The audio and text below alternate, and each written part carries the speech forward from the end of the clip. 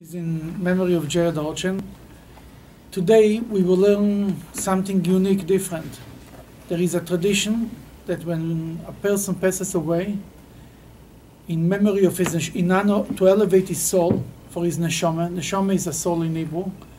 We will study Mishnah. Mishnah is the beginning of the body of Jewish law. What the Talmud is a combination of the Mishnah and Gemara. Why we study Mishnah? Just for many reasons, but one of them is because the letters of the word Mishnah in Hebrew, if you look in Tapir, or if you turn to the front page, that will be in bigger letters. Mishnah and the letters Neshama are the same letters. You just turn the Mem before the Shin, and you just change one order, and you have the letters of Neshama. The letter Mishnah, the word Mishnah spells the same spelling as the word Neshama. That's why we learn Mishnahs to elevate the soul, in memory of the soul. It's an old Jewish tradition. But how you learn, how much Mishnah should you learn? Then there is a custom to learn Mishnayos. The Mishnahs would start with the letter, start with the same letter of the person. And today we're learning in memory of my father. My father's Hebrew name was Moshe. That we will learn three Mishnahs. The first Mishnah starts with the letter Mem, the second Mishnah starts with the letter Shin, and the third Mishnah starts with the letter A. Three Mishnahs. The custom is by scholars to learn a chapter of the Mishnahs will start with the letter. But we will not torture you to learn the whole chapter. One Mishnah is enough. Then what before this, what they created in this booklet made something nice. They talk about the meaning of the Hebrew letters. You see, the Hebrew letters is a part of the Hebrew language. Hebrew is called in Lashon HaKodesh, the Holy Tongue. The Holy Tongue means it's a language that God created. Any other language is created by man, right? By human. We decided that yes is yes and no is no. This is a language created by God. God talked to Moses in this language. God said the Torah, and Moses wrote the Torah in Hebrew. Then Hebrew is a holy tongue. It's different, and the writing and the letters, everything that's connected has more than one meaning. That's why the whole idea of Gematria, that every letter has a numerical value, and you learn from it, and you learn messages. And the shape of the letter is also meaning. Then we'll read also here, they have in the side, what's the meaning of every letter. You want to start? From the letter Mem? Yeah, please. The letter Mem stands for Mayim, which means water. The Torah is compared to water because just as water flows downward, so the Torah, God's wisdom, made its way from heaven to this physical world. Okay. The Torah is compared to water. Mayim starts with a Mem, and the Torah is compared to water. First of all, the Torah was given also another connection to the Torah with Mem. The Torah was given after 40 days, the two tablets, right? Mm-hmm. 40 is Mem Yom. Mm-hmm. The Torah was given by 40 days. But the Torah is like water. Water goes from up, down, right? Who was the first one to compare, at least in the Talmud, to compare the Torah to water? A famous story. Akiva. Very good. Rabbi Akiva. Rabbi Akiva promised his wife that he will go to learn Torah, right? And he was 4 years old, and when he had a little boy, he joined him to Cheder. He went with him to school, and he used to sit in the first class in kindergarten or in first grade and try to learn the letters and to learn the alphabet and to learn how to read, and it didn't work.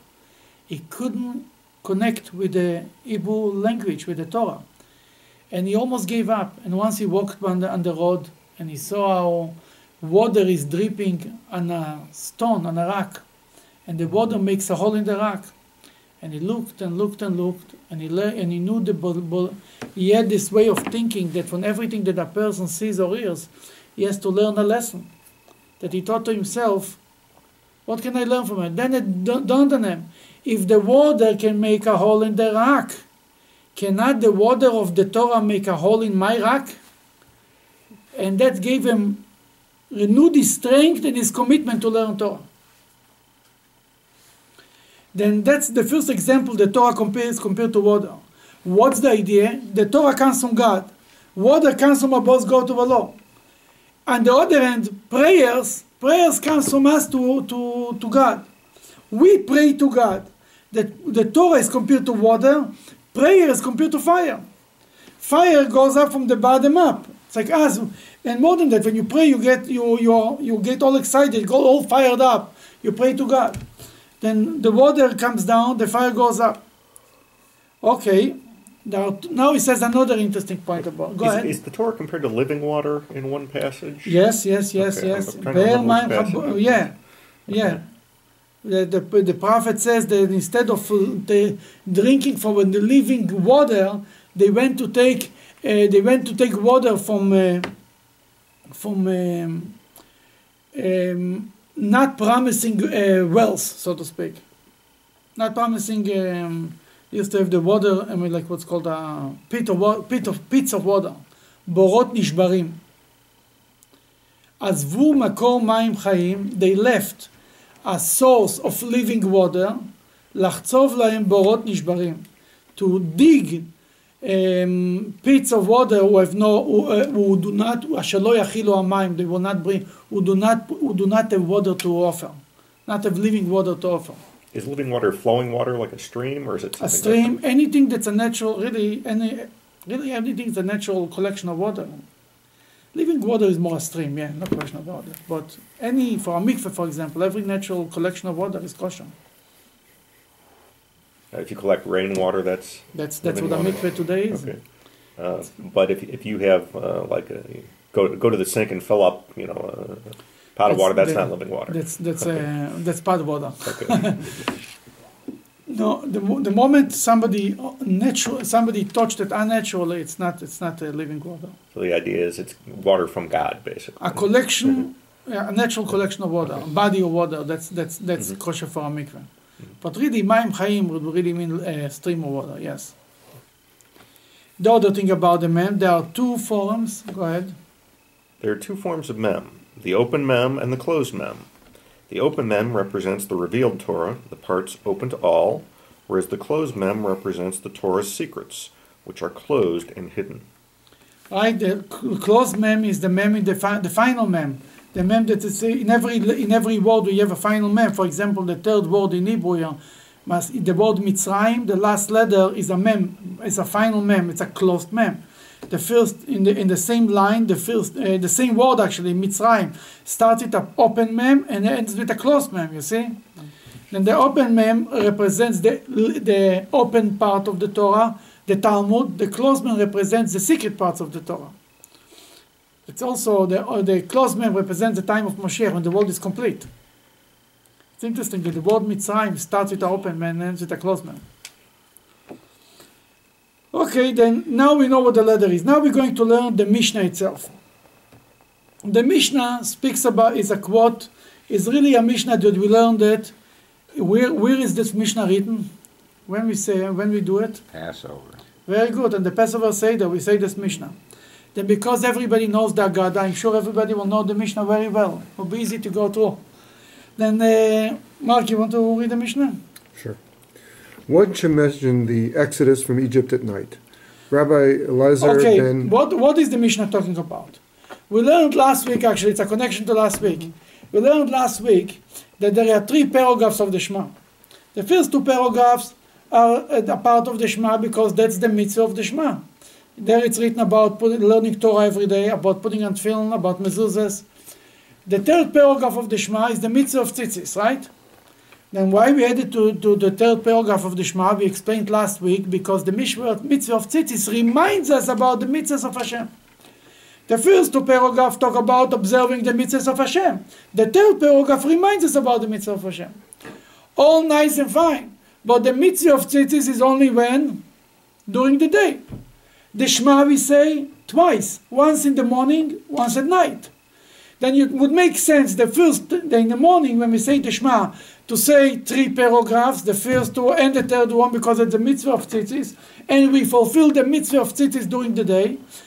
At night, when we don't fulfill the mitzvah of tzitzis, we shouldn't say the third paragraph of the Shema, if that's the only reason for the third paragraph. came the rabbis and told us, no, there is another reason why we say the third paragraph of the Shema. We have an obligation to remember the Exodus from Egypt every day. Every day and every night. Then why we recite the third paragraph of the Shema? To remember the Exodus from Egypt. Because it's written there, Ani Hashem Elokechem, I am your God, Asher Yahrtzeit etchem me'eretz Mitzrayim, that I took you out from the house of Egypt. Right? From the land of Egypt. Then we remember the Exodus from Egypt. That's the reason why we say the third paragraph. Then comes Ben Zoma, that here is the Mishnah, what the Mishnah starts to say. One should mention the Exodus from Egypt at night, not only in the morning, also at night. Go ahead, Rabbi Elazar ben Azariah said. So I am about 70 years old, and I had not merited to understand the scriptural basis for mentioning the Exodus from Egypt at night until Ben Zoma expounded Okay, let's stop right here. Ben Zoma says, I knew about that you have to remember the Exodus from Egypt at night too, but I couldn't find the source in the text for this mitzvah, for this obligation. If you want, the job of the rabbis is to take all the mitzvahs that they received from Sinai and find for it the source in the Torah. They knew that they have to do the Exodus of Egypt. They remember the Exodus of Egypt, or Tefillin, or Mezuzah, or any other thing. The rabbis are looking always for the link between the Torah and the mitzvah that they know from tradition. Where is it in the Torah? Where is it? Where can find it? A letter, an addition, a word, something. Does there have to be a connection? To be considered a biblical mitzvah, yes. There is laws are given straight from Sinai. Aloha Moshe Sinai. But I don't think they are considered a biblical mitzvah. If it's a biblical mitzvah, it has to have a source in the Torah. Yes. And I think that's why there is argument of what is considered a biblical mitzvah, what's not, because there is a source in the Torah for it or not. But that's the job, if you want, of the rabbis. I know this is before Maimonides, way before. Yeah, sure. And he does spell out all the mitzvahs, doesn't he? Maimonides is based on the Mishnah and the Gemara and the Talmud. Yeah, he took all this West knowledge of the Talmud and everything, and he organized it. But it all comes from him. This is the time of the Second Temple. End of the Second Temple. You're talking about over 2,000 years. The Mishnah was said before it was written, was taught. Then he says, I didn't know I'm here, the translated, I'm about 70-year-old man. But the truth is, we all know that he was 18, he was a young man, and he turned white, and therefore the Talmud he said, I'm about 70-year-old man, I know how he felt. Then, what is he says? Until Ben Zoma came, Ben Zoma was one of the rabbis, one of the friends of Rabbi Akiva, that it's written, 4 people entered the orchard, entered the spiritual journey into God, so to speak. They wanted to understand God. Really what they wanted to understand is why. You know, people want to understand why there is suffering in the world, why it's so less, why. They wanted to understand things that they cannot understand. And it was Ben Zoma, Ben Azai, Elisha Ben Avuya, and Rabbi Akiva. This guy was, excuse me one second, this Azariah was there? Ben Zoma. Elazar ben Azariah dealt with the Jews, it's not easier. But Ben Zoma and Ben Azai and Elisha ben Avuya. Elisha ben Avuya, one of them died. One of them went crazy. One of them became an heretic. And Rabbi Akiva survived. He went up in peace and he came down. What means he went in peace? When he started his journey into this kind of things, he started with a sense of accepting the yoke of God. That no matter what, that's what it is. Even if it doesn't make sense, even if I don't understand, you have to start your journey in Judaism from a point of accepting the yoke of the Torah. This is it. Now let's try to understand. You understand? Beautiful, very nice, exciting. But if you don't understand, it's still the same thing. Nothing changed. For a person who believes, you can bring him. He learns. He wants to understand. But if it doesn't make sense, sometimes life doesn't make sense. What you see in front of your eyes does not make sense. You still continue to believe, and that was Rabbi Akiva said it. In any case, Ben Zoma is here mentioned because he came. He said, "Where in the Torah?" He tried to explain where in the Torah we see the proof that we have to remember the Exodus of Egypt also at night, not only during the day. What Ben Zoma said. As it says, so that you should remember the days you left Egypt, all the days of your life. The days of your life indicate the days, all the days of your life indicate the nights. Okay, let's stop right here. It's written you should remember the Exodus from Egypt all the days of your life. The days means days. What's all the days? Even not when it's day, even when it's night. That Ben Zoma proved that the mitzvah of remembering the Exodus from Egypt at night is hinted in the Bible. That was his opinion. Came the rabbis and said, the sages say the days of your life indicates this world. All the days of your life indicates the days of Moshiach. Okay, they didn't like this all the days. It's not that they disagree with the halacha that you have to remember the Exodus from Egypt at night too. But they said we don't need a special hint, a special word to indicate we should also remember the mitzvah of the Exodus of Egypt at night too. When the Torah tells us remember the Exodus of Egypt, it includes every time. Remember the day, remember at night, you have to remember all the time. What's all the days of your life? Even during the days of Moshiach. Why should I not think that you have to remember the Exodus from Egypt and the days of Moshiach?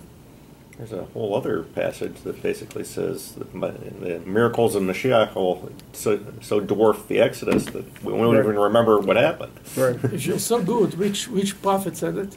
I think it's Jeremiah. Very good, Jeremiah. You should tell us the chapter. I don't remember that. Jeremiah says, there will come a day that you will not say anymore, thank you, God, for taking us out, the great God who took us out from Egypt. I don't remember exactly the language, but thank you to be thanking God for bringing us out from the exiles of today, so to speak. What Jeremiah is really saying, that the redemption from this exile is so big, it will be such great miracles that the Exodus from Egypt would look like, it's like kindergarten business. What does this mean?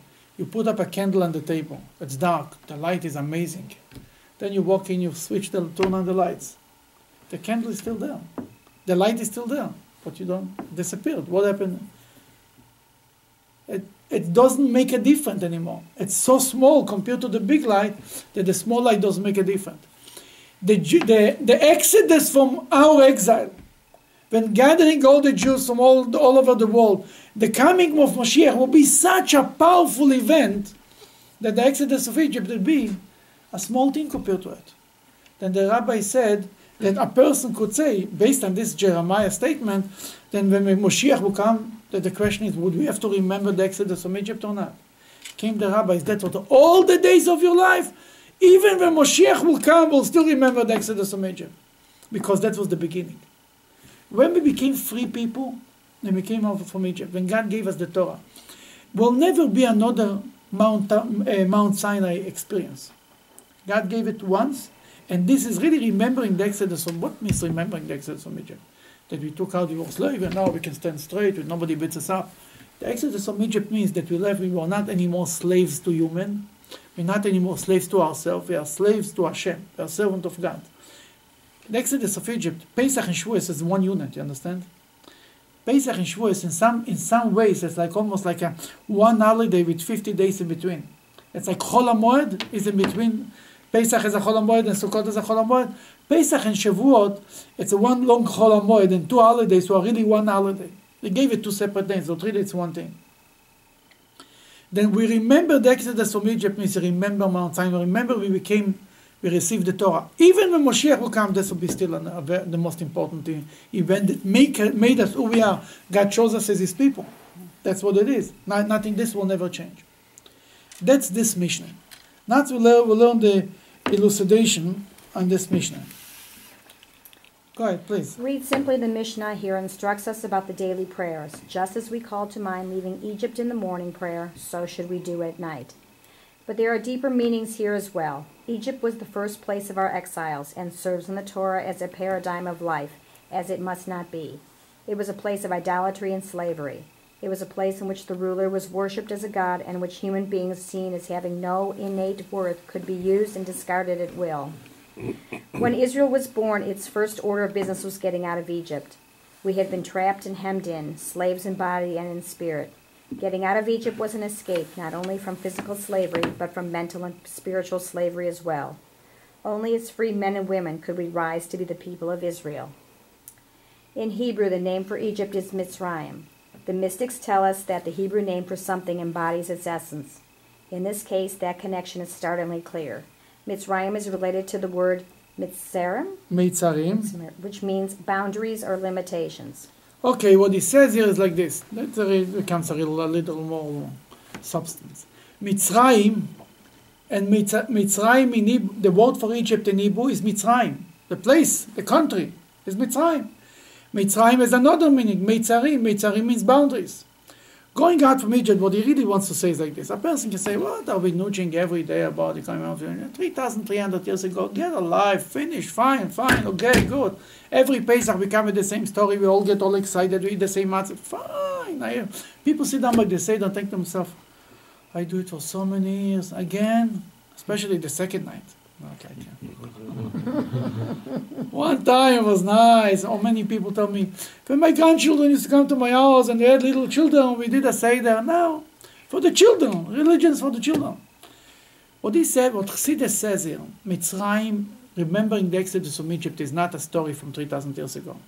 Remembering the Exodus, every Jew has to go out from Egypt every day, from our own boundaries. Everyone has boundaries. Everyone has the things that he likes. Everyone has what he's used to, what is his routine, his life.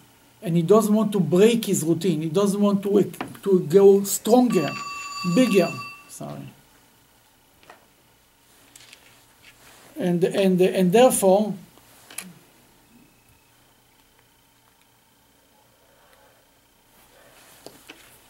and nobody wants to go to grow out of his boundaries. Going out from Egypt means do more what you did yesterday.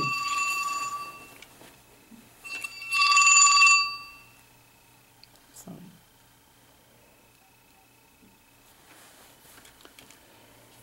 Is it only Hasidic thinkers which view that metaphorically in the sense of being in internal boundaries, or are there other major groups? I believe it's well? coming. I think it's coming before Chassidus. I think it's coming maybe from the Arizal. I don't know, but for sure Chassidus is very big on it, because if not for this metaphorical explanation, this whole obsession with Egypt is a little strange. What do you want from me? That's the question. Well, a regular person, you talk to a teenager, remember Egypt, it's fine. Then so, Rabbi, what do you want now? What should I take home? What do I have from it? Well, how could I make my life different? How would this affect my life today? But the answer is that as much as the job of the rabbis is to find the source for every mitzvah in the Torah, Chassidus took upon herself to take every sentence in the Bible and every mitzvah and to apply it to your own personal life. You understand? In Chassidus, there is no stories once upon a time. For example, this parasha is Ki Teitzeh. When you go to a war against your enemy, Chassidus takes it and says, go to war on your enemy? Fine, you know who your enemy is. Your own Yetzer Hara, your own evil inclination. You should go to the war on your enemy. You are starting from a higher point. From a stronger point, you are connected to God. It's easier for you to fight your own enemy.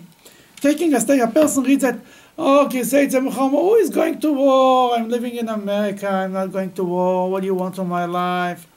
And you saw a woman and you like her. What are you talking about? They apply everything to your life. Shoftim v'shotrim. You should appoint judges on your gates. Comes Chassidus and says, judges on your gate, yeah. You know what your gate is? Your mouth, your eyes, your nose, your ears. You should appoint judges on your gate. Chassidus takes every sentence in the Bible or in the Torah, every story in the Talmud, and suddenly it becomes a relevant story to me and to you. Is he taking on both levels, both a literal and a metaphorical level? Sure. We don't disregard the literal level, God forbid. But you take it, for example, talking about Manishtana. Manishtana Laila. What's the story? I heard that yesterday. Manishtana is why is different this night of exile from any other nights before. Why is this night longer than any other night? Darker than any other night. This exile darker than any other exile.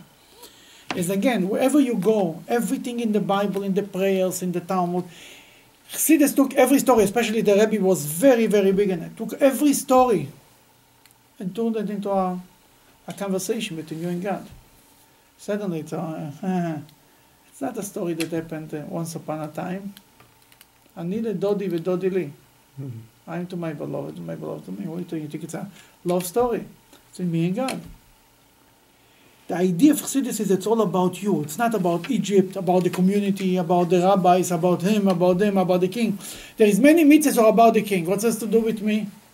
The word king in Hebrew stands for three words. Melech. Melech means moach. What's moach? Brains. Lev. Heart. Kaved. Liver. Liver. It means to say, you're the king. Your mind should be a king in your heart. And on your body, everything should be in control. Certainly, it's not a mitzvah about a king that lived 2,000 years ago, King Saul or King David, that there is no kings in Israel for who knows how long. It's about me and you. The same thing is about the exodus from Egypt. We have to get out of Egypt. When somebody is a little, verquetscht, it's called in Yiddish, a little, you tell him, get out of Egypt. Get out of yourself. Break your boundaries. What's Simchas Torah all about? A person should dance, he should break a little bit of his... Why Hasidim say lechaim a little bit? To take off a little bit of the boundaries and to be able to get out of yourself. And then you can accomplish big things. People who are in routine, are stiff. They're doing everything the same thing. They are not growing in their spirituality. They cannot break, they don't make breakthroughs. Entrepreneurs are not routine people, usually. Right? They are breaking, they do things. Then there is people who are more routine. And routine is nice. Judaism on one hand is full of routine. You have every morning and do this and that. On the other hand, in the routine, you need to have this fire of going out of Egypt. The prayer of tomorrow shouldn't be like the prayer of today. You understand?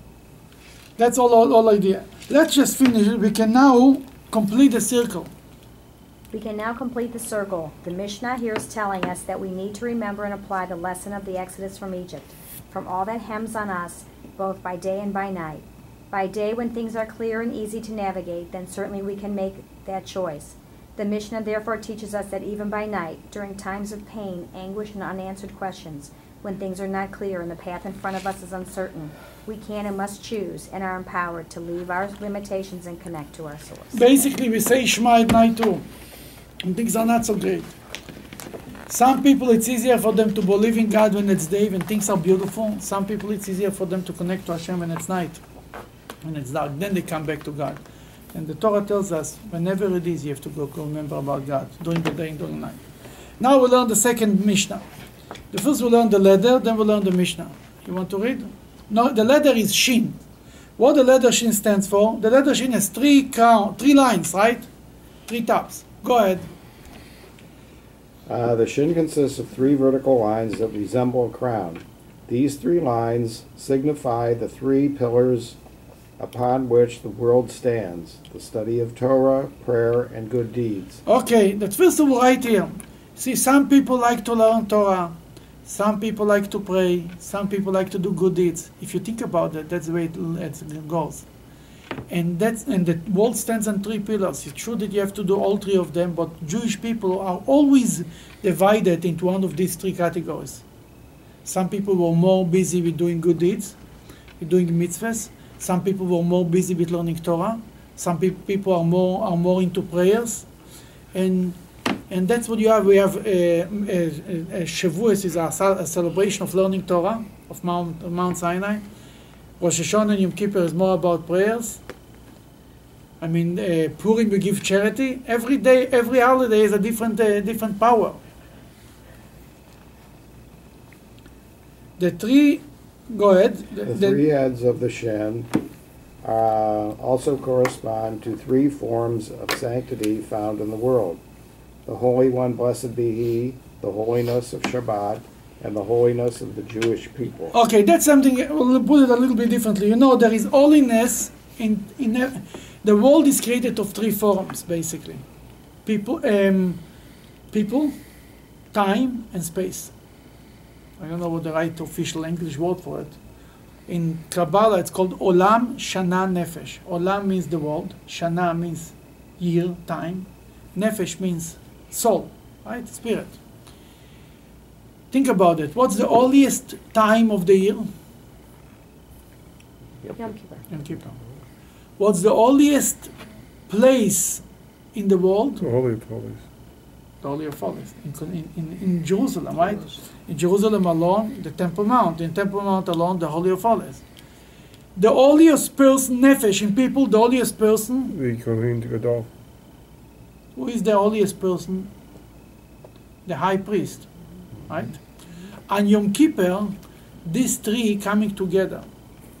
The holiest person enters the holiest place in the holiest moment of the year, all the time. And these three come together. That's why Yom Kippur is so powerful. Now back to what we spoke before. How you now that we don't have a Kohen Gadol and we are not in Jerusalem, the synagogue is the holiest place. Jews come together there, and you are the Kohen Gadol. Every one of us has to be the high priest. Everyone has to do it. That's what it's all about, all these three. Now we learn what the Mishnah, that's the leather shin. Basically, the leather shin represents the three pillars that the world stands on. Torah, Avodah, Gmilut Chasadim, learning of the Torah, prayer, service, and the acts of good deeds. Of mitzvahs, basically. Now we learn the Mishnah itself. You want to learn, please? The 7 branches of the menorah are each essential to the mitzvah. Okay, you know what the Mishnah is going here to say? I'll tell you. There are certain mitzvahs that a half of the mitzvah is also good. Certain mitzvahs, half of the mitzvah will not work. Give me an example of a mitzvah that a half of the mitzvah will work. Mark, can you sit? Half a dollar bill? Half shekel. Half a shekel is a mitzvah in itself, by the way. But give me an example of a mitzvah that if you didn't do it completely, it's also done. It's also a mitzvah. Prayer. Putting on tefillin. For example. Well, if you only did like the head or if whatever. you only did your head, the head tefillin, you fulfill the mitzvah, yeah. Good point. That's a perfect example of a mitzvah that I have a mitzvah works too. Let's say, God forbid, somebody does not have arms. Put on tefillin over his head, and he fulfilled the mitzvah. And for whatever reason you did, let's say your end film or lost. Today you don't have end film. Finished, you don't have it. You should put on film over your head. Another example of a mitzvah that I have will be, a little bit of it will be good. If you heard half the shofar blast. Yeah, if you heard one sound, probably you fulfill the mitzvah. You light candles on Friday night? One candle, you fulfill the mitzvah. 2 is the custom. Yeah, it's the right thing to do. But one candle, you fulfill the mitzvah of candle. Hanukkah candles. Let's say you're on the 8th day, you have only 2 candles. The mitzvah is to light one candle every night. If you light one candle, you fulfill the mitzvah. I can give other examples, but I'm afraid I'll give people too much permission to do half of the job. But really, some mitzvahs, a little bit of it is also good. Some things, if you don't do it as it is, you didn't do anything. That's this Mishnah. This Mishnah is bringing examples of mitzvahs that if you don't do them all, it's like you did nothing.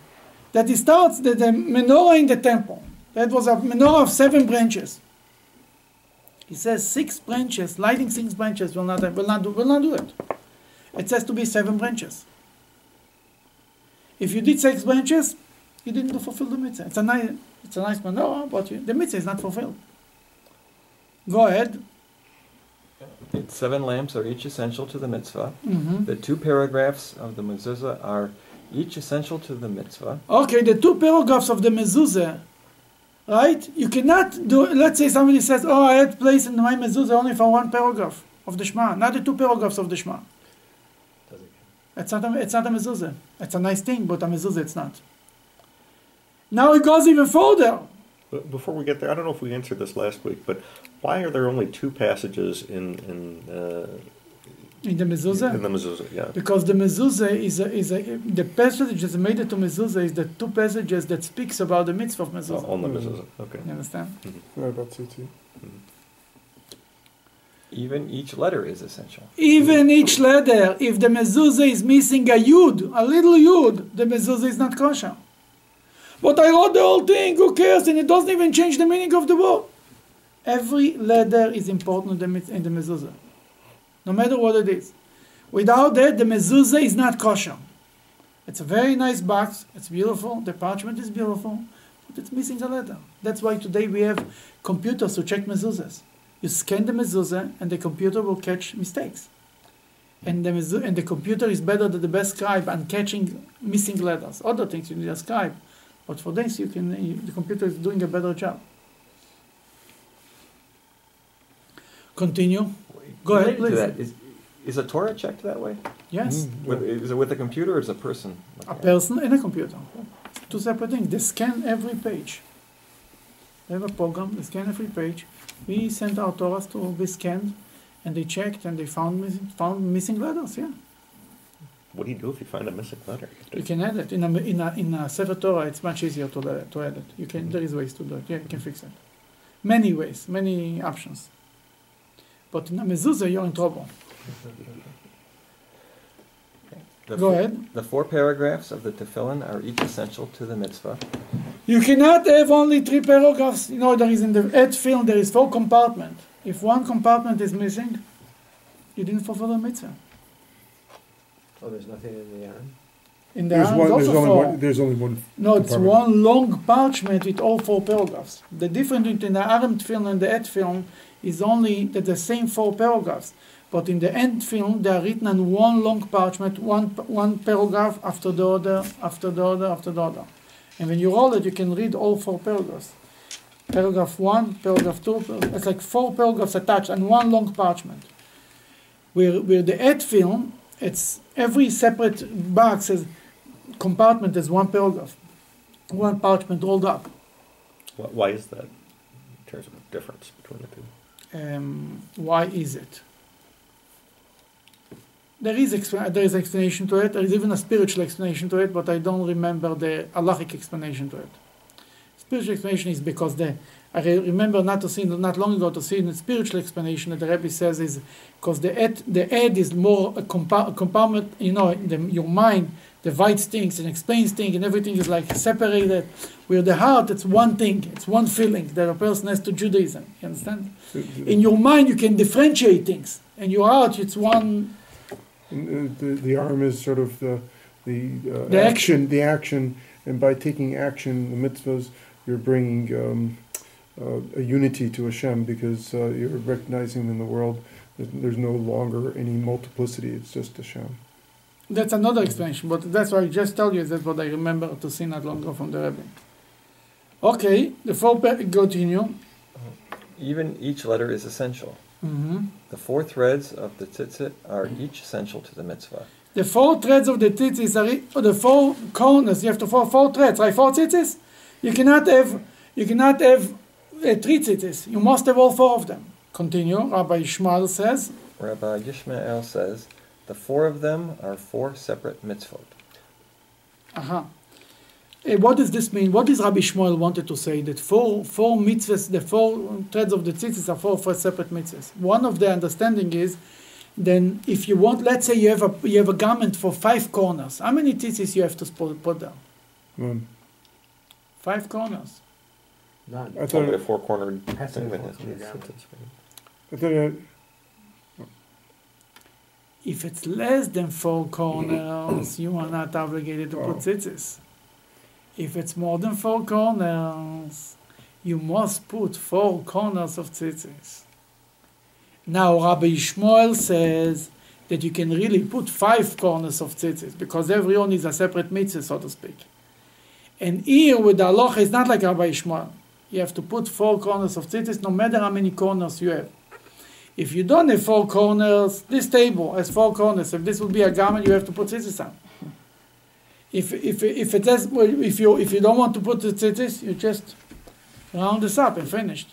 But if you have 5 corners, you still have to put on tzitzis, because it says 4 corners and more. The Rabbi Ishmael argues that every mitzvah, every tzitzis is a separate mitzvah. But the halacha is not like him. But at least here we see a whole bunch of laws, of mitzvahs, that are all dependent on each other. If you don't do it completely, it's like you didn't do it all. Didn't do it at all. You wasted your time, so to speak.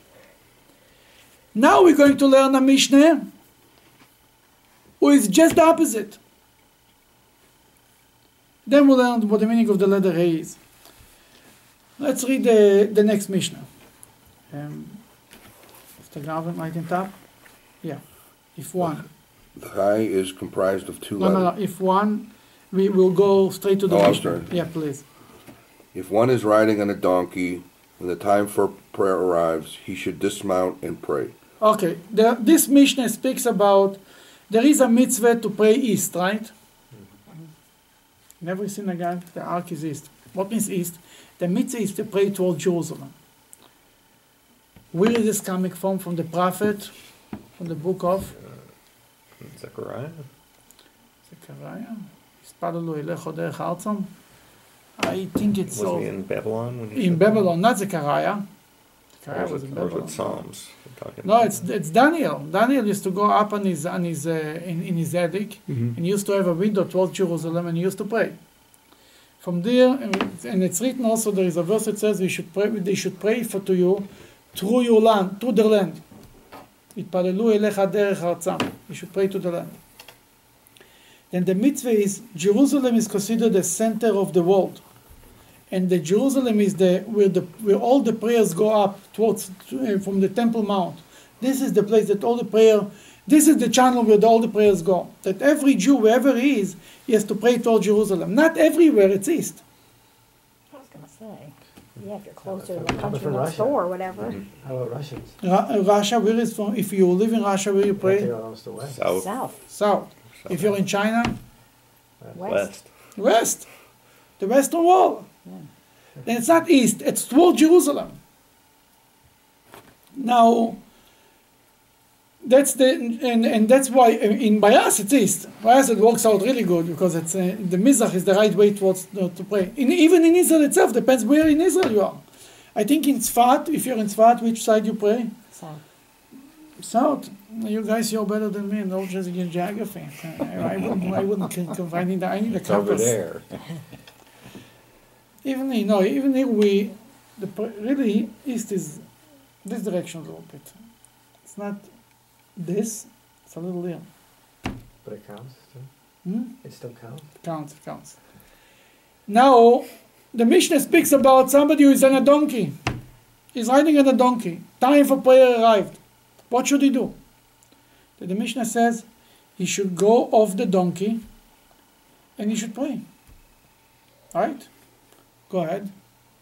If he is unable to dismount, he should turn his face toward Jerusalem and pray while on the donkey. He can't go off the donkey. He's in a car. He's on the train. He's on a bus. Whatever it is, he cannot go anywhere. He's set and he's stuck. You're in the middle of traffic, and you cannot park the car. It's mincha time, and you have to pray. Did you pray? What are you going to do? How does it work when you're on an airplane like El Same Al? thing. And Allah, if you have a compass in your hand, maybe you can know where east is. But even if you know where east, not necessarily you can daven. Then you daven. You daven whatever direction it is. You stand up there. You can at least stand up in the back and drive enough people crazy, and turn them off from Judaism with all these Moshe guys. But you can daven. That's what the people do. They're not looking for east. They daven wherever they can go. It says here, you should turn your face east and daven. Don't go off the donkey. Go ahead, continue. If he is not able to turn his face, he should direct his heart toward the Holy of Holies. If he's not, he cannot do this, even this. he should direct his heart. Here is a Mishnah, just the opposite of this Mishnah. The first Mishnah, this Mishnah before we learned, there are things you cannot compromise. Or you do it or you don't do it. Finished. This Mishnah is just the opposite. You cannot do it. There is the best way, there is second to best, and there is third to best. You do what you can. There is certain things in Judaism that you can go this way, and certain things, if you don't do it, you didn't do anything. But this is the way, as on a personal level, a person to serve Hashem, you pray to God. Prayers is really an example for all your life. Your connection with God. Your connection with God should be according to what you can. Let's read the elucidation to this Mishnah. You want to read? Cohen? 1,000 years ago in Spain, the poet Rabbi Judah Halevi sang, "My heart is in the east, though I am in the utmost west." For him, holiness was not an abstruse concept or a lofty goal. It was something that made itself present in his personal time and space. It radiates from the chosen place where God's presence is most palatable, the site of the Holy of Holies atop Mount Moriah in Jerusalem. The intersection of heaven and earth, the gateway of our prayers. It is the place from which our inspiration streams and where our prayers return. Since when this became the gate of our prayers to heaven? Who said it? Jacob. Jacob had a dream, was sleeping at the temple of Mount Moriah, according to the Medrash, and he said, when he woke up, En Zekim Bet Elokim, it's a house of God, V'zeh Sha'ar HaShamayim. Bet Elokim, at that time he said Bet Elokim. V'zeh Sha'ar HaShamayim, this is the gate of to heaven. Then since then, when Yehuda Levi says, my heart is in Jerusalem, because he knew that the place, the holy site is Jerusalem. Perhaps the biggest challenge that faces the spirituality seeker is the endeavor to maintain spiritual focus while engaged in the pursuit of life's material necessities. It is for this reason that we take time out every day to pray. When we pray, we disengage from the frantic pace of life and direct our undivided attention toward Jerusalem. The geographic location of Jerusalem, as well as the pristine holy point within our hearts, the point of our personal connection with God. There is a few interesting things here, but number one, the whole idea of praying, of turning towards Jerusalem, is to show us that in Judaism, everything has to be an action. If you have no choice, you rely on your feelings. Direct your heart toward Jerusalem. What means direct your heart? Think about Jerusalem, right? But the number one, we do not rely on your feelings. We have to do it because there is a statement, a Jewish, Talmudic, not a Talmudic statement, one from Jewish thinkers from the Middle Age, הלבבות נמשכים אחרי המעשים. Their hearts are directed after the action. It means the actions bring the feelings.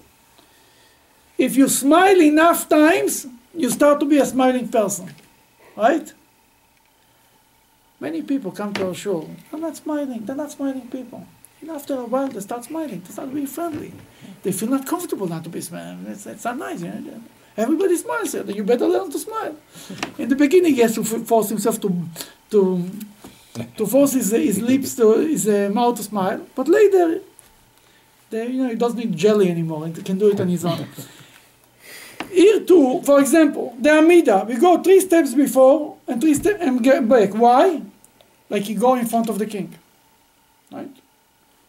Well, if you don't do the 3 steps, you're not going in front of the king. Then you finish the Amida, you go back out. Going back out from where? You're right here. See? A regular person looks at and says, you crazy guy? I say, who are you kidding? Pray to God, stand and think about God. Judaism is not a religion of feelings, of thinking. It's a religion of action. It's about everything. You dip the apple in the honey, Rosh Hashanah, right? Everybody knows it. And you wish you should have a sweet day. And if you don't dip the apple in the honey, let's say you're out of honey, you forgot to buy honey, you're going to have a miserable year? No. Of course not. But Judaism doesn't rely on your thinking to have a sweet year. Everything is action. Even prophecies needed to become a reality. God told the prophet take a piece of wood and write over the word Judah, and take Ephraim, I think, and the other piece is Joseph, and put them together, and then that will be the two kingdoms will be to you, Judah and Ephraim, be to you in one end, or Judah and Israel, Israel and Ephraim, Israel and Judah. Whatever it is, the idea was to take something physical. He wanted to tell them that one day the whole Jewish people will unite into one kingdom. But what he tells them to take a piece of wood and write the names of the kingdoms. And there is another prophecy. He told them, lay on your side. What do you need to lay on your side? If I'm not on my side, I will not. To make the prophecy a reality, you have to do something. That's Judaism is very. You kiss the Torah. I cannot love the Torah with my eyes. No, you have to kiss the Torah. You touch the mezuzah. Always an action, and it's about every mitzvah. That the same thing is here. He says that when a person needs to concentrate on Jerusalem on his day, to stop his meshugais from his day, he has to turn towards Jerusalem. The turning, the looking for east, is refocusing him. It's like recalculating, like the GPS. Recalculating, right? 3 times a day, the GPS recalculates you. You're looking for east, boom, you're getting back to east. And that's what the whole idea of prayer is all about. And the prayers is the time that you forget, that you remember, that you refocus on the important things in life. You don't lose it. Let's just finish it. We are all subject, however. You want to finish it? Okay. We are all subject, however, to obstacles. A life oriented toward the holy is rarely free of challenge. To what extent must we disengage from the material in order to experience meaningful prayer? If we cannot achieve perfection, have we utterly failed at our task? The Mishnah tells us to make the best of the situation, taking each opportunity as it comes. Do whatever you can now and wait for the next opportunity to do more. If directing your heart to the Holy of Holies is all you are capable of, that will suffice for the moment. When the opportunity arises to focus completely on the Holy of Holies. Bring them in, send them over quick. Yeah. Then what he says here is like this. The Mishnah here, this little paragraph in the end says it all. The Mishnah says you try your best. You can daven toward Jerusalem. Very nice. You cannot do everything. That's what Chabad brought to the Jewish world. The Rebbe brought to the Jewish world. It's not all or none. I mean, it's a concept that Judaism knew it from day one. The Mishnah was not written 2 years ago or 50 years ago. But the concept, nobody knew it, that it's not a package deal. Or you do it or you don't do it. You do your best. You try one step at a time. This time I cannot even turn my head off. Okay, turn your head to Jerusalem. Okay, think about Jerusalem. Next time you'll be able to do more. You'll be able to turn your way to Jerusalem. The 3rd time you'll already get off your donkey. What's a donkey? What's a chamor? Chamor comes from the word chumriyut. Chumriyut means materialism. At first of all, the Mishnah tells us you have to ride on your donkey, not to let your materialism to consume you. You can ride a nice car as long as you ride the car, not the car rides you. If the car sits on your head, instead you should sit on the car, then it's a problem. If when you see a scratch in the car, you go crazy and you lose your brains, then there is a problem. Or you're so obsessed with the car that has to be, that's a car, fine. And materialism is not something against Judaism. We should have nice cars and nice home and nice everything. But we shouldn't be consumed by it. That we have to ride on the donkey. Comes prayer, it's time to forget about the donkey for a minute, all your materialism, and to focus about God. And as much as you can. And that's when we bring another Jew to Judaism. That's the attitude has to be every time. Whatever you can, you do. Next time will be better. Somebody says he can fast only half a day Yom Kippur. Better than nothing. 3/4 of the day, even better. I know a guy that every year is adding 2 hours. You take what you get, right?